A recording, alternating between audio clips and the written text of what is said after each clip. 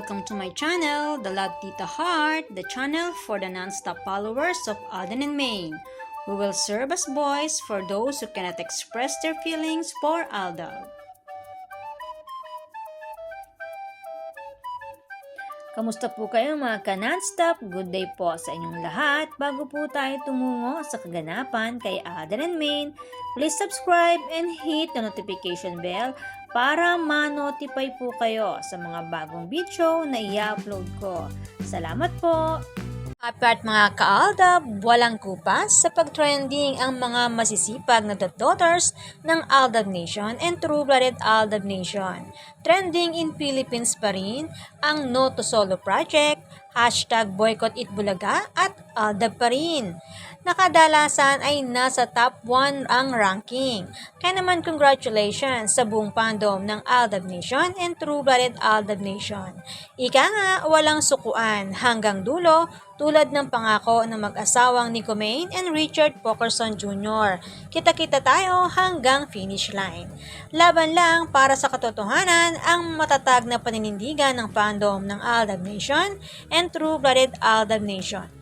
Samantala, balik naman tayo sa pulang araw ang pagpapromote ni Alden Richards. Ngunit, pansin na sa photoshoot ay pinaglayo si Alden and Sanya na tila ba iwas muna dahil hindi pa tapos ang promotion ng movie ni Alden dahil inilabas ito sabay ng pagpapromote ng Hello Love Again sa Dubai na sinasabing huling lugar abroad para sa promotion ng movie.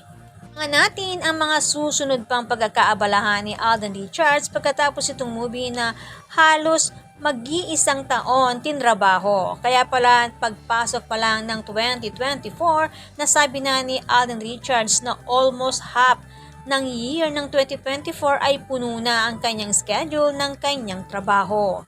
Bukod sa pulang araw at mga endorsement, malaki rin ang nakaing oras sa mga naging schedule ni Alden Richards para sa movie na Hello Love Again. Sa pagsubaybay natin sa naging project ni Alden itong taon ng 2024, nagpatiuna na siyang ibahagi at sabihin na magiging busy ang 2024 niya. Kaya naman umpisa pa lang ng taon, sinimula na sa paghihiwalay ng Katniel at si Alden Richards na nasa kabilang network ang siya naman ngayong inumpisahang interviewin tungkol sa Katniel. Na sinabi ni Alden na ayaw niyang madamay at makialam sa nangyari sa dalawa. Sabay na rin ang pagbanggit sa part 2 ng movie ng Hello Love Goodbye. Pansinin nyo mga ka-Aldab, na pagpasok pa lang ng 2024, inumpisahan ng trabahuhin ang pagtatambalan nilang dalawa, na masasabing trying hard at sobra talagang pinipiga si Alden Richards mula sa umpisa, Enero hanggang Nobyembre, na inaakala na magkakaroon muli ng another Aldab sa katauhan ni Catherine at Alden, na ika nga, in your dreams. Kumbaga, ang tambalan ng Katden ay matatawag na fabricated or gawa-gawa lang na inumpisahan sa mga edited or pamimeke na patong ulo na pinatungan ng ulo ni Maine, inilagay ang ulo ni Catherine. Hanggang nauwi na sa mga gimmick para sa promotion ng movie. Grabe, 11 months na titrabaho para lang sa isang movie na ika nga. Kaya ganoon katagal para mag-multiply ang mga manonood. Ang tanong, dumami ba ang fans? O dinumog lang dahil libre sa mall, makita sila at mabidyohan pang content? Ika nga, ang mall tour ang pinakamadaling paraan para makapag-promote ng isang proyekto dahil libre makapasok at makapag-video at nakapamasyal pa. Pero ika nga, hayaan na kumita si Alden kahit papano dahil para naman yan sa mga anak niya at sa pinakamamahal niyang asawa, Nico Maine Pokerson. Basta ang masasabi lang natin, wala pa ring tatalo sa Aldab. July 14, 2015, ilang minuto lang nagkita sa split screen sa unang pagkakataon sila Alden and Maine. Pero sa loob lang ng ilang segundo, parang magic, nag-uumapaw na chemistry sa pa-baby wave pa lang. Sa loob ng ilang araw, hindi na mabilang ang sumusubaybay. Sa loob ng 3 buwan pa lamang, hindi kinaya ng Philippine Arena na i-occupied ang lahat ng mga fans na manonood sa tamang panahon. At may nanood pa sa kani-kanilang tahanan sa iba't ibang sulok at panig ng daigdig. Ang milyon-milyong fans ng Aldab or nila Alden and Maine, yan ang history na ipinagmamalaki ng fandom ng Aldab Nation and true-blooded Aldab Nation. Nabuo ang Aldab naturally, hindi fabricated na gawa-gawa lamang. Dinadhana para maging isa. Walang pilitan, pure na pagmamahalan lamang na siya ring naramdaman ng mga fans. Samantala, bukod sa pulang araw na inuumpisahan na muling i-promote ni Alden Richards, ipinakita na nito ang kanyang bagong proyekto na haharapin, ang pelikulang Death March na minsan na rin niyang ibinahagi. Isang international film na pagbibidahan ni Scott Adkins, co-produced by Myriad Entertainment.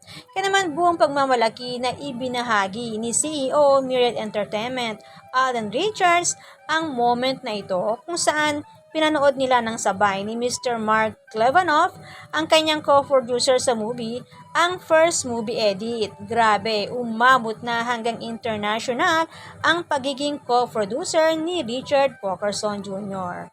Billionaire na talagang matatawag itong si Tisoy. At sa December 9, muling makakasama sa isang exciting na gabi sa Color Your Dream, Color Your Life si Pambansang Bay and multimedia star Alden Richards. Super busy pa rin ang schedule ni Richard Jr. at sa mga gustong makita na magkasama sa isang project ang Aldab, pareho po silang makikita sa Tatler Philippines Magazine 2024 edition. Mas pinili po ni Mr. Ben Chan sila Alden and Maine sa edisyon na ito. At wala po sa magazine na ito si Catherine. Kaya naman sa unang taon pa lang ng pagpasok ni Alden Richards bilang endorser ng Bench, ay isinama siya sa edisyon kung saan naroon din si Maine bilang matagal ng endorser ng naturang clothing brand. Manifest na po natin naway umpisa na po ito na magkasama ang mag-asawang Nico Maine and Richard Jr. sa mga proyekto.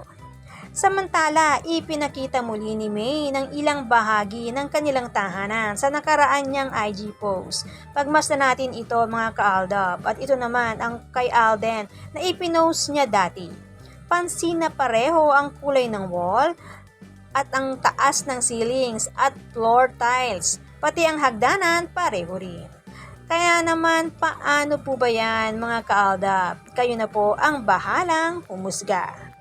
Habang naging busy si Alden sa pakilig gimmick, busy naman si Mrs. Nico Mende Pokerson na ipakita ang ilang bahagi ng kanilang tahanan na ika nga ay pugad ng kanilang pagmamahalan. Kaya naman, good vibes lang po tayo magka-non-stop. Salamat po sa lahat ng nag-comments at sa lahat po ng buong pusong nagmamahal at sumusuporta kay Alden and Maine. Salamat po sa lahat ng subscribers. Shout out po sa inyong lahat. Thanks and God bless everyone! Salamat po sa lahat ng nag-comment. Shout out po sa inyong lahat. Sorry po, hindi ko na po kayo iisa-isahin. Sobrang dami po ninyo. Patunay lamang po ito na talagang lumalakas lalo at sumisigla ang buong fandom sa ganitong pagkakataon. Salamat po sa inyong lahat.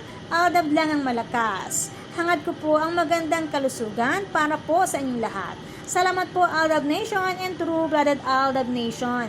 Thanks, stay safe, and God bless everyone!